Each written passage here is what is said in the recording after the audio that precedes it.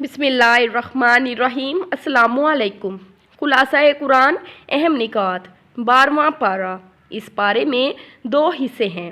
Number 1 سورہ ہود مکمل، اس کی ابتدائی 5 آیات 11ویں پارے میں ہیں۔ نمبر 2 سورہ یوسف کا بقیہ حصہ۔ نمبر 1 سورہ ہود میں 4 باتیں یہ ہیں۔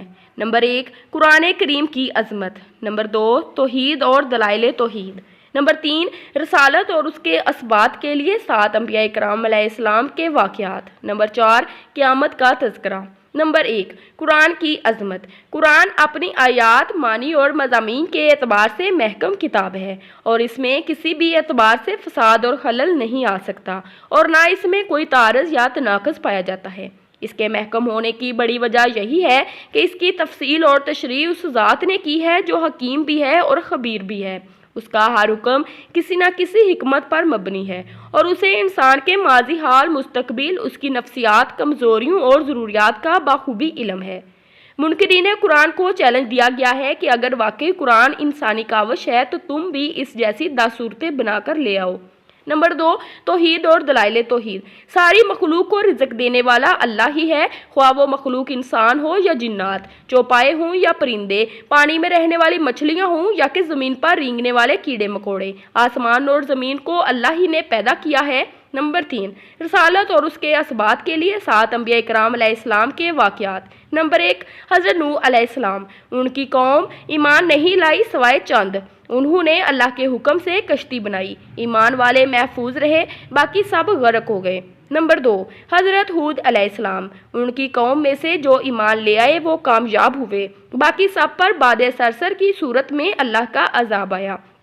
نمبر 3 حضرت صالح علیہ السلام۔ ان کی قوم کی فرمائش پر اللہ تعالیٰ نے پہاڑ سے اونٹنی نکالی، مگر قوم نے اسے مار ڈالا، ان پر بھی اللہ کا عذاب نازل ہوا۔ نمبر 4 حضرت ابراہیم علیہ السلام۔ حضرت ابراہیم علیہ السلام کی بیوی کو اللہ نے بڑھاپے کی حالت میں بیٹا اسحاق عطا فرمایا، پھر ان کے بیٹے یعقوب ہوئے۔ نمبر 5 حضرت لوط علیہ السلام۔ ان کی قوم کے لوگ بدکار تھے، عورتوں کے بجائے لڑکوں کی طرف مائل ہوتے تھے۔ کچھ فرشتے خوبصورت جوانوں کی شکل میں حضرت لوط علیہ السلام کے پاس آئے، ان کی قوم کے بدکار لوگ بھی وہاں پہنچ گئے۔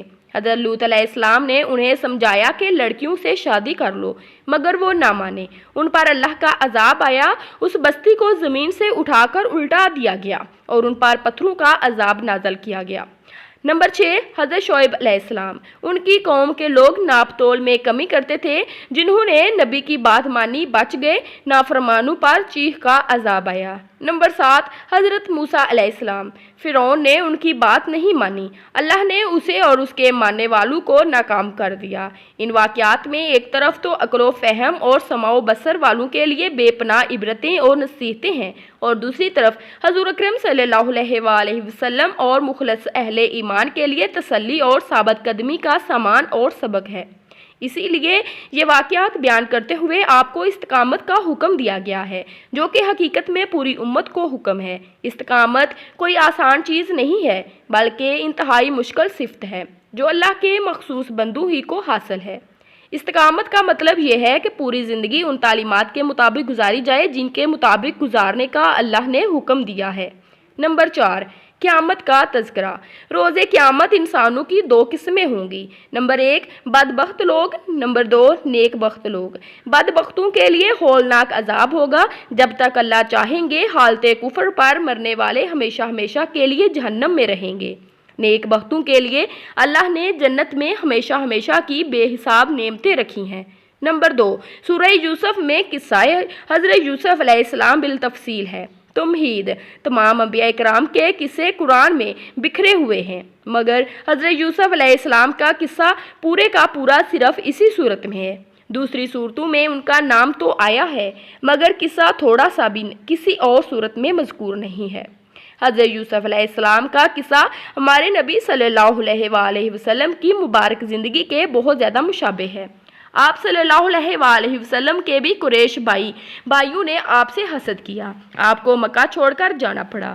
حضرت یوسف علیہ السلام کنویں میں رہے، آپ علیہ السلام غار ثور میں، وہ مصر گئے، آپ مدینہ گئے، وہ وزیر بنے، آپ پہلی اسلامی مملکت کے حاکم بنے، بعد میں بھائی ان کے شرمندہ ہو کر آئے، آپ کے سامنے بھی فتح مکہ کے موقع پر سب نے گردن جھکا لی۔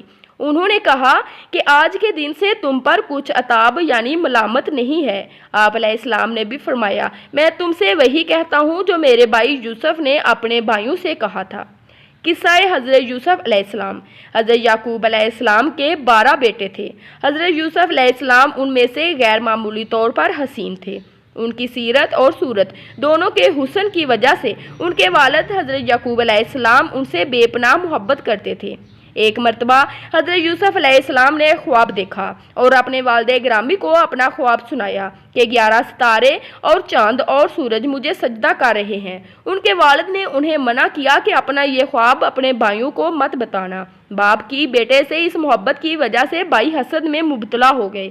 وہ اپنے والد کو تفریح کا کہہ کر حضرت یوسف علیہ السلام کو جنگل میں لے گئے اور آپ کو کنویں میں گرا دیا۔ وہاں سے ایک قافلہ گزرا، انہوں نے پانی نکالنے کے لیے کنویں میں ڈول ڈالا تو اندر سے آپ نکل آئے۔ قافلے والوں نے مصر جا کر بیچ دیا۔ عزیز مصر نے خرید کر اپنے گھر میں رکھ لیا۔ جوان ہوئے تو عزیز مصر کی بیوی آپ پر فریفتہ ہو گئی۔ اس نے برائی کی دعوت دی، آپ نے اس کی دعوت ٹھکرا دی۔ عزیز مصر نے بدنامی سے بچنے کے لیے آپ کو جیل میں ڈلوا دیا۔ قید خانے میں بھی آپ نے دعوت توحید کا سلسلہ جاری رکھا، جس کی وجہ سے قیدی آپ کی عزت کرتے تھے۔ بادشاہ وقت کے خواب کی صحیح تعبیر و تدبیر بتانے کی وجہ سے آپ اس کی نظروں میں جچ گئے۔ اس نے آپ کو خزانے، تجارت اور مملکت کا خود مختار وزیر بنا دیا۔ مصر اور گرد و پیش میں قحط کی وجہ سے آپ کے بھائی غلہ حاصل کرنے کے لیے مصر آئے۔ ایک دو ملاقاتوں کے بعد آپ نے انہیں بتایا کہ میں تمہارا بھائی یوسف ہوں۔ پھر آپ کے والدین بھی مصر آ گئے اور سب یہیں آ کر آباد ہو گئے۔ مسائر و ابراز قصہ حضرت یوسف علیہ السلام۔ مصیبت کے بعد راحت ہے۔ حسد خوفناک بیماری ہے، اچھے اخلاق ہر جگہ کام آتے ہیں۔ پاک دامنی تمام بھلائیوں کا سر چشمہ ہے۔ نامحرم مرد اور عورت کا اختلاط تنہائی میں نہیں ہونا چاہیے۔ ایمان کی برکت سے مصیبت آسان ہو جاتی ہے۔ معصیت پر مصیبت کو ترجیح دینی چاہیے۔ دائی جیل میں بھی دعوت دیتا ہے، موضع تہمت سے بچنا چاہیے۔ جو حق پر تھا اس کی سب نے شہادت دی، اللہ تعالیٰ نے خود دی۔ حضرت یوسف علیہ السلام نے، عزیز مصر کی بیوی نے، عورتوں نے، عزیز مصر کے خاندان کے ایک فرد نے۔ Like, share and subscribe.